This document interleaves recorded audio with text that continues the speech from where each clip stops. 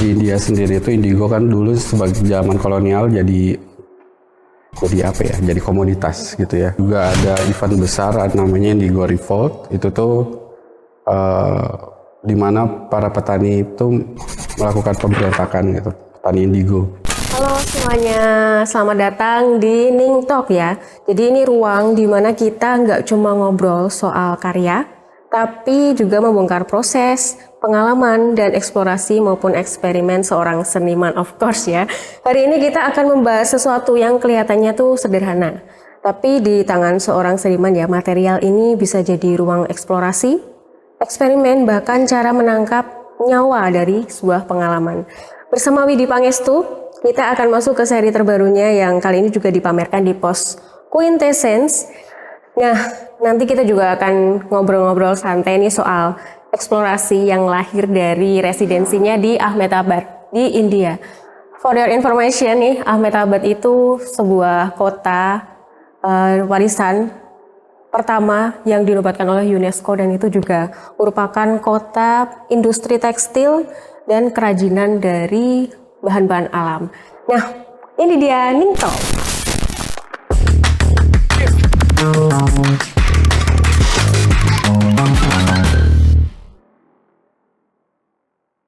Oke, halo. Kak Widi. Aku manggilnya Kak apa Mas ya? Biasanya Widi aja. Oke, Widi. Halo, salam kenal Widi. Halo, perkenalkan nama saya Widi Pangestu. Lahir di Bandung, tapi sekarang berdomisili dan bekerja di Jogja. Berkarya sejak tahun 2017, saat itu langsung memilih dan menjalani praktik papermaking, yang mana sederhananya adalah papermaking itu proses pembuatan kertas secara manual. Jadi rootsnya memang dari tradisional gitu, reference dan teknik dan metodenya. Lalu saya coba ya diintervensikan dengan cara-cara yang lebih relevan dan dengan konteks-konteks yang juga lebih relevan saat ini untuk dieksplor. Jadi base-nya sebenarnya melihat kertas sebagai material dan juga sebagai karya utuh. Jadi itu karya-karya dari kertas dari gitu kertas. Ya? Dari kertas, dan mungkin juga boleh diceritain nih waktu residensi di Ahmedabad ya, di India itu gimana sih? Apa sih yang di situ kan ada seri Indigo itu yang lahir di sana, dan dari semua pengalaman di sana tuh momen apa yang paling mengubah cara Widi itu untuk melihat material itu? Jadi sebenarnya kalau dirunut kan proses aku tuh memang akhirnya tuh berdekatan dengan alam. Jadi aku secara proses mengolah material itu dari raw gitu, dari raw material, misalkan dari tanaman tertentu dan lain-lain.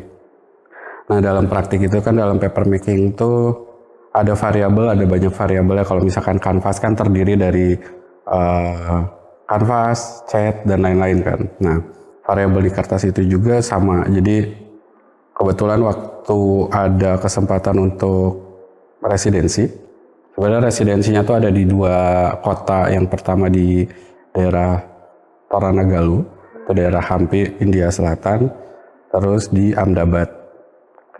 Ahmedabad agak ke utara. Nah, karena residensinya itu punya tematik khusus, itu indigo.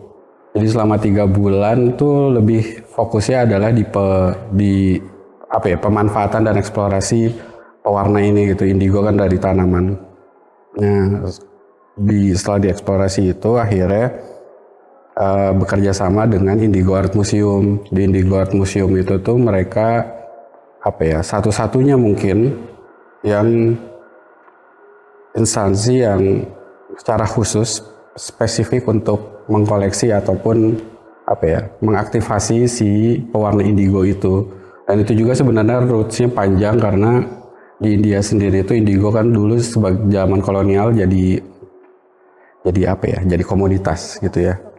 Jadi sempat juga ada event besar namanya Indigo Revolt. Itu tuh di mana para petani itu melakukan pemberontakan gitu, petani indigo. Nah jadi secara konteks, secara tradisi itu indigo tuh memang sangat lekat dengan India gitu. Jadi akhirnya mereka membangun Indigo Art Museum itu dan sampai sekarang masih tumbuh di mana-mana. Nah, kesempatan itu tuh akhirnya aku coba manfaatin dan belajar, karena sebelumnya waktu di Indonesia aku nggak pernah melakukan praktik pewarnaan secara secara alami gitu. Jadi waktu di Indigo belajar dari awal, waktu di India belajar dari awal. Terus beruntungnya ketemu beberapa masternya Indigo, karena mereka dari pihak Hampi Art Labs di mana tempat waktu itu residensi, mereka tuh ngundang 2 master. Yang pertama dari Afrika tapi base-nya di French, itu Abu Bakar Fofana, sama satu lagi Bosio. Bosio itu kolektif dari Jepang.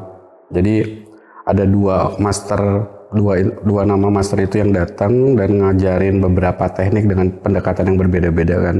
Dengan caranya di Europe kayak gimana, terus di Jepang kayak gimana. Nah akhirnya belajar, habis dari belajar, aku dikirim ke Ahmedabad, ke Indigo Art Museum, untuk eksplorasi lagi, untuk bikin karya dengan fasilitas mereka di sana gitu.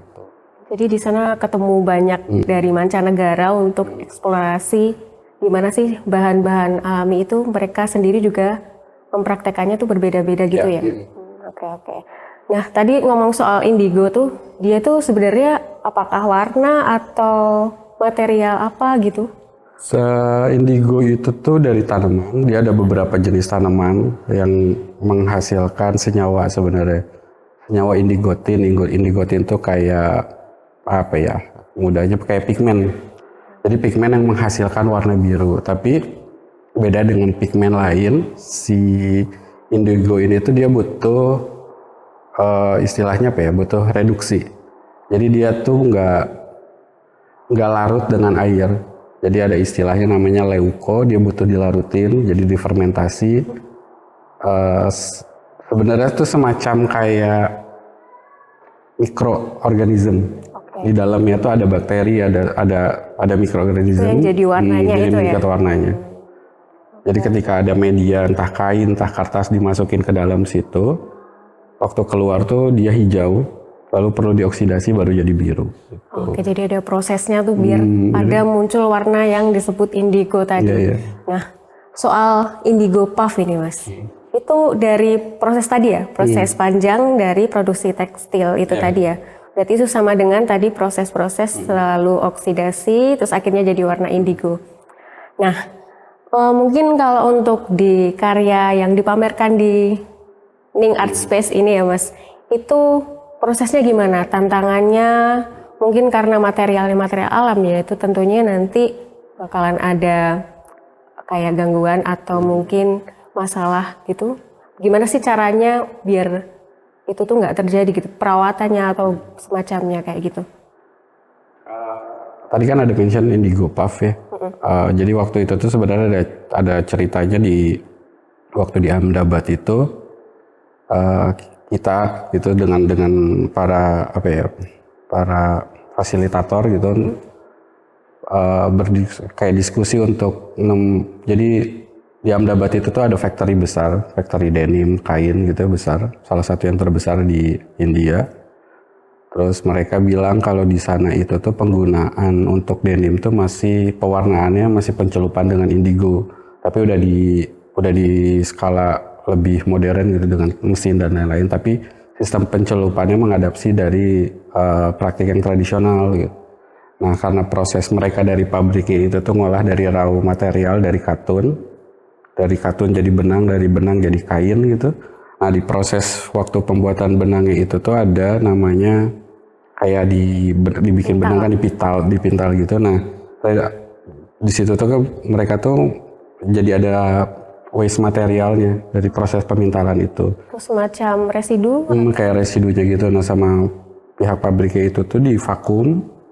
Nah jadi buntalan-buntalan indigo puff yang mana itu tuh sebenarnya kalau dilihat secara sains sih, jadi itu tuh ya sebenarnya pure selulose tapi yang udah terikat sama indigo, udah indigo aktif. Jadi warnanya udah cukup kuat untuk berlama gitu. Nah, akhirnya aku coba untuk datang ke sana untuk ngambil sampel si indigo puff itu gitu untuk diproses dijadiin pigmen. pigmen untuk karya, tapi tanpa harus melalui proses yang tradisional tadi karena ngambilnya dari waste material tadi gitu. Nah karya ini tuh salah satu yang memanfaatin dari waste material yang ada di pabrik itu. Tuh. Oke, jadi itu ada praktik tradisional dan modern di situ yang jadi apa ya, nanti muncullah karya ini gitu. Jadinya ada gabungan dari keduanya. Ada gabungan dari keduanya. Asik sih, ini menarik banget ya teman-teman. Itu dihasilkan dari residu-residu kain yang dipintal dan kemudian jadilah karya seperti itu. Nah, kalau kita bawa ke sebuah makna ini ya Mas ya, itu seperti apa makna dari itu semua? Apakah oh ya ini warna indigo, apakah itu ada hubungannya dengan bagaimana memanfaatkan bahan-bahan residu itu tadi atau seperti apa itu Mas?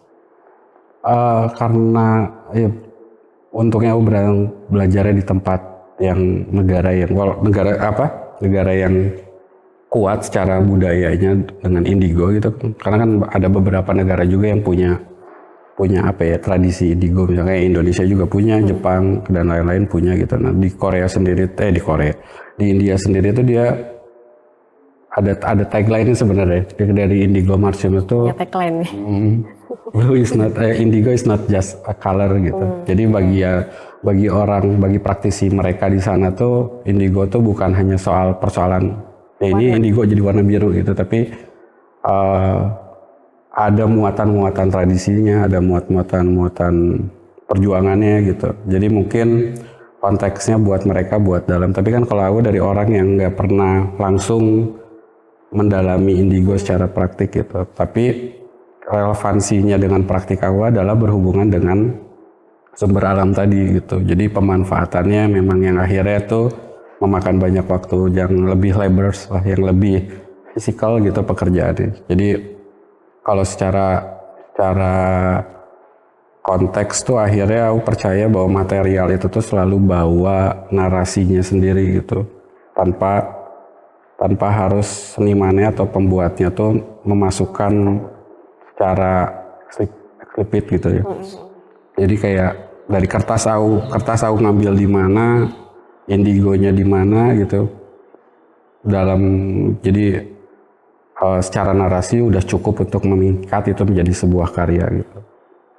Oke, berarti itu tadi ada kedalaman makna tersendiri yang mungkin nanti bisa dilihat secara langsung atau tidak secara deskriptif gitu ya oleh orang yang melihatnya gitu. Nah, mungkin selanjutnya itu adalah soal ini Mas, apakah pakai juga tuh serat pisang itu tadi untuk membuat karya ini? Atau itu memang murni dari warna aja, pewarnaan dari tadi abaka ya kalau nggak salah. Abaka terus ada dari mulberry. Nah kalau yang karya ini tuh gimana tuh Mas? Itu dia pakai apa aja? Karena proses pembuatannya tuh ini tuh in between itu antara di studio di Jogja sama di waktu di residensi di India. Jadi material yang dipakai kan dapat akses di sananya cuman katun dan pisang. Jadi akhirnya material sebagian diambil di sana terus digabungin sama material yang biasa aku dapat yang sebagai kekaryaan gitu. Jadi penggunaannya ya pakai pisang, pakai mulberry juga.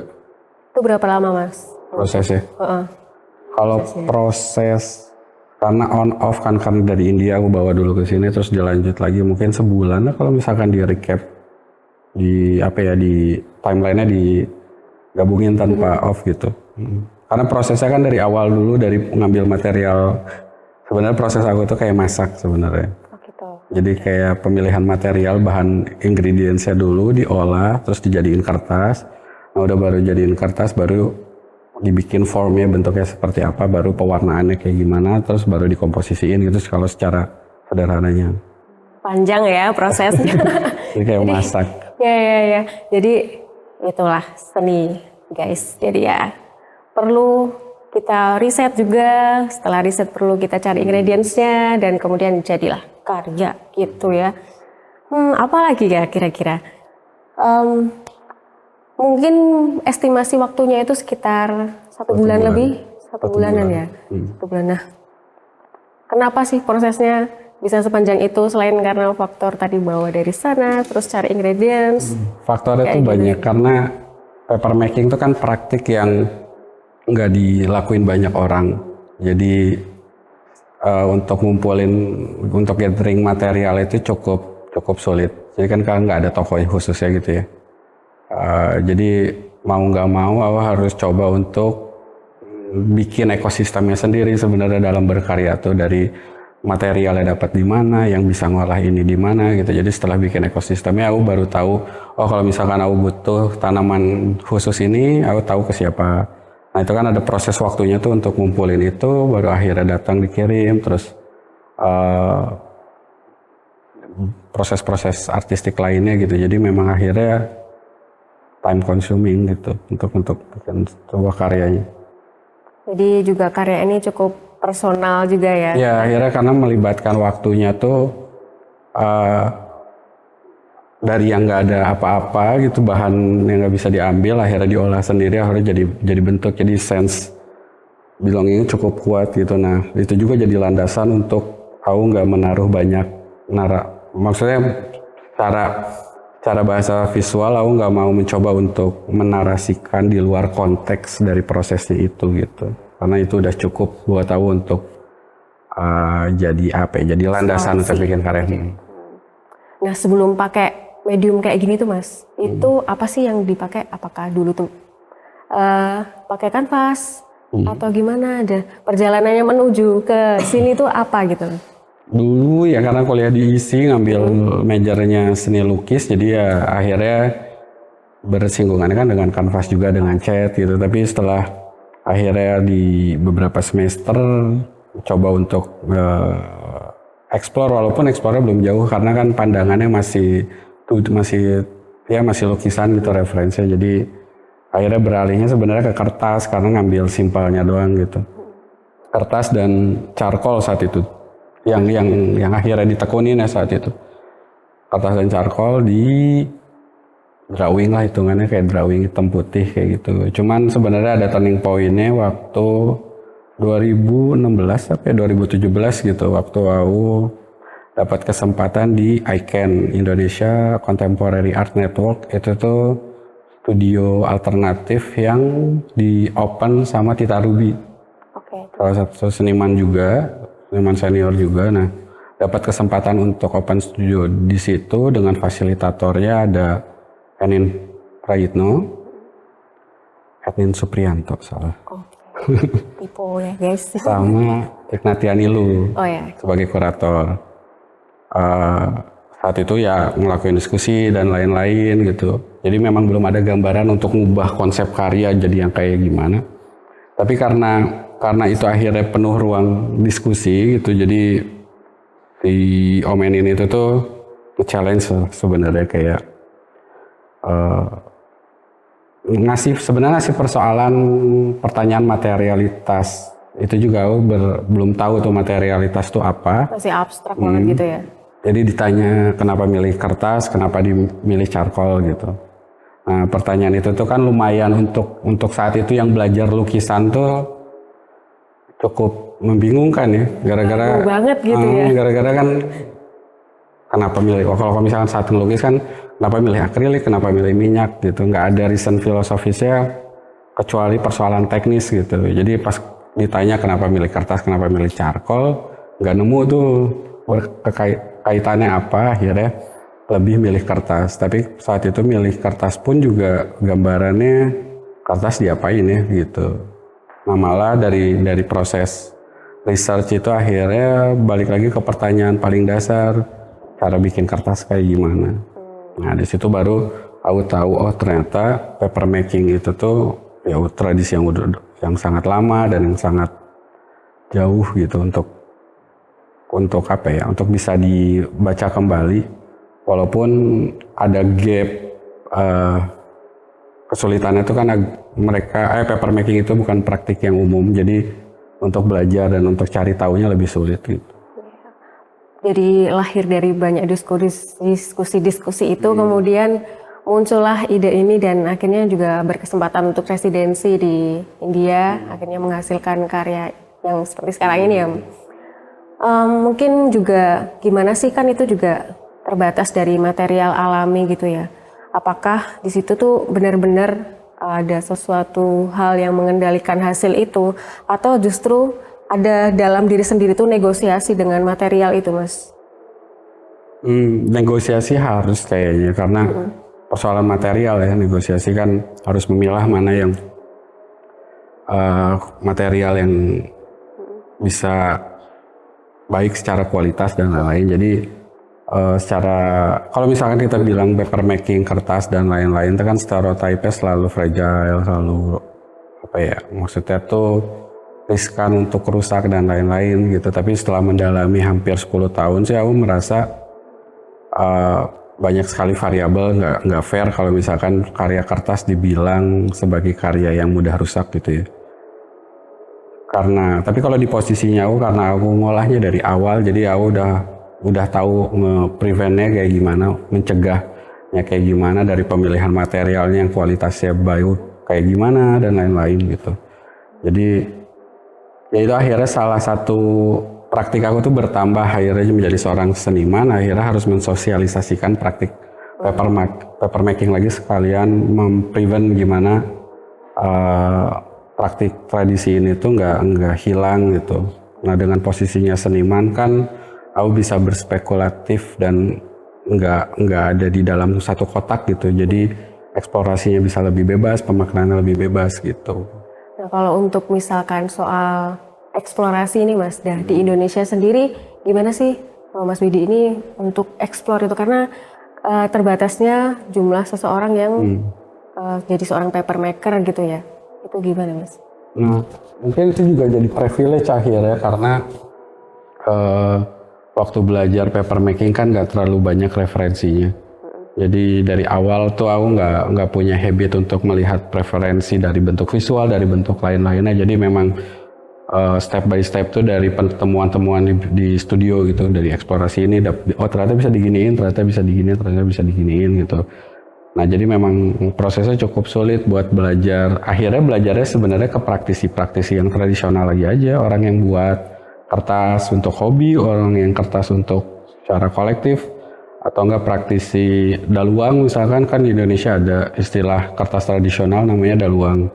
Nah itu ada beberapa tradisi atau budayawan yang masih main itu gitu. Jadi akhirnya belajarnya ke situ gitu.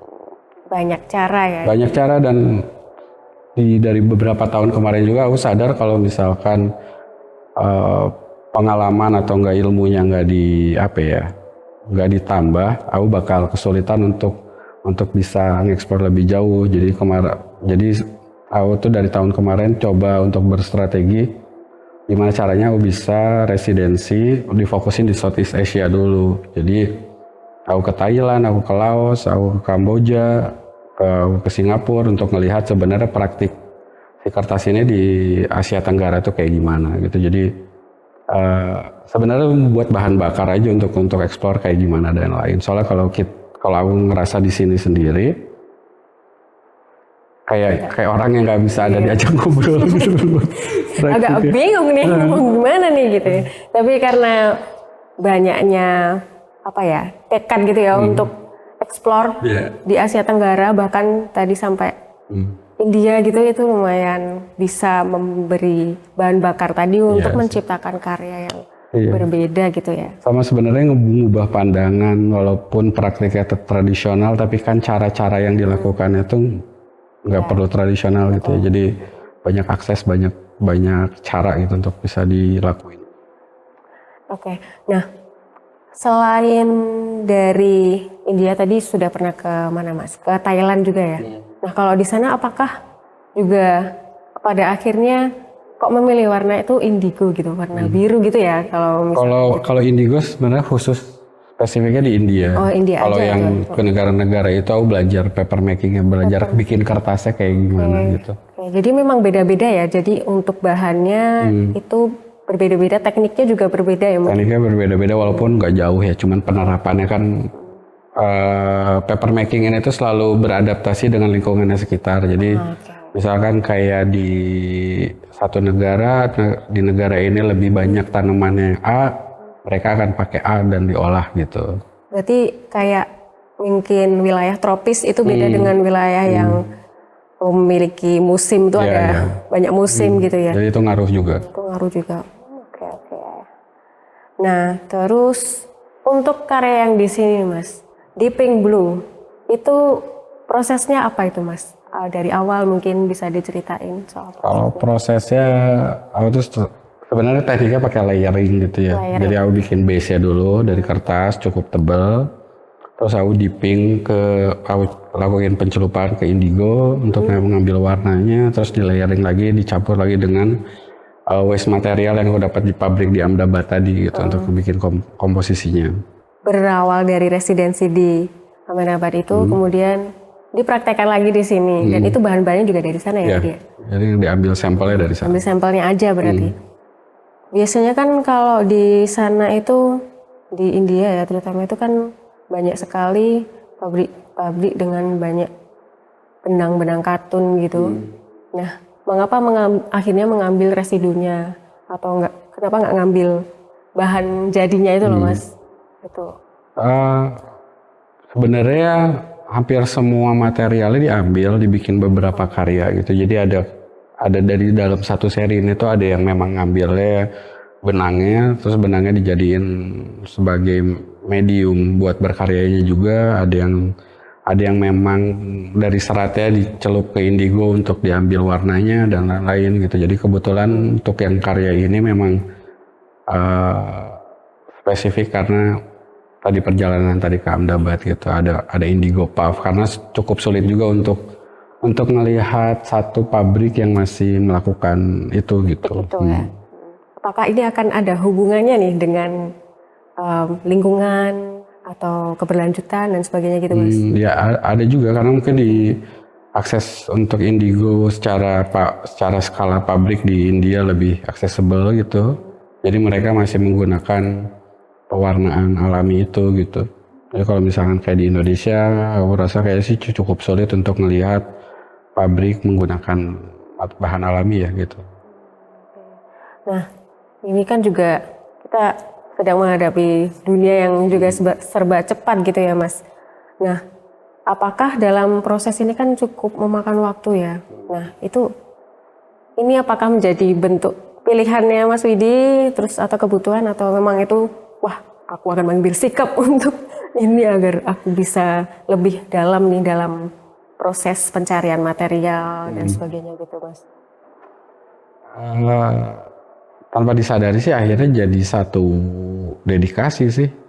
Jadi buat aku sih seniman persoalan lain, terus menggiat sebagai paper maker atau paper making ini jadi persoalan lain gitu, dan dua-duanya akhirnya berjalan berbarengan gitu.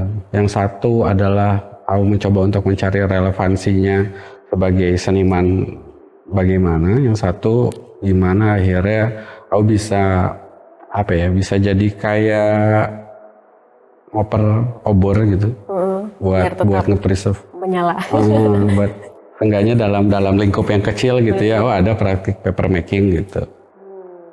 Ya, karena di Indonesia tadi mungkin cukup sedikit untuk hal itu dan itu malah jadi privilege untuk Mas Widi dalam mengembangkan karyanya gitu ya. Kalau orang itu boleh membawa pulang satu hal dari karyanya Mas Widi itu apa sih yang diinginkan dari Mas Widi ketika melihat karya? Mungkin perasaan kalau kedekatan dengan alam tuh kita semakin lama semakin jauh kan ya. Untuk bersentuhan langsung dengan hal yang organik itu tuh mungkin butuh privilege untuk orang-orang yang yang hidupnya serba cepat gitu. Jadi kalau buat aku sih sebagai penanda aja gitu. Jadi memang aku nggak pernah kayak mengklaim karya kertas akan bertahan lama, tapi menginginkan posisi kertas itu sebagai penanda waktu sebenarnya. Jadi itu karena itu hal yang organik gitu, kita nggak bisa ngepreventif apapun untuk itu bisa bertahan lama gitu. Jadi sebagai titik untuk kita jeda sebenarnya untuk bisa melihat sekitar proses lebih lama gitu.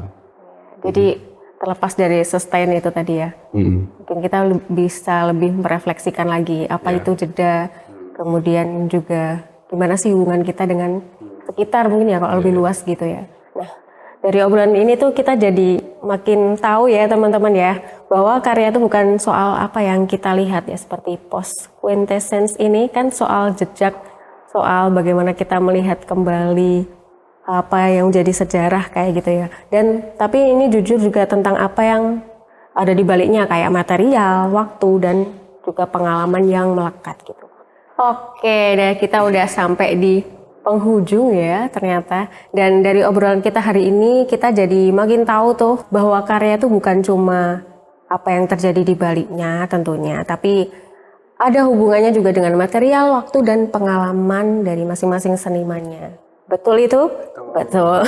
Dan mungkin yang paling menarik di sini adalah gimana sesuatu yang sederhana tuh kayak kertas atau material-material alam yang lain itu bisa menyimpan jejak perjalanan, budaya, dan relasi yang ada di dalamnya. Nah, terima kasih yang udah mantengin Ning Talk nih dari tadi, dan terima kasih juga untuk Mas Widi, Pangestu.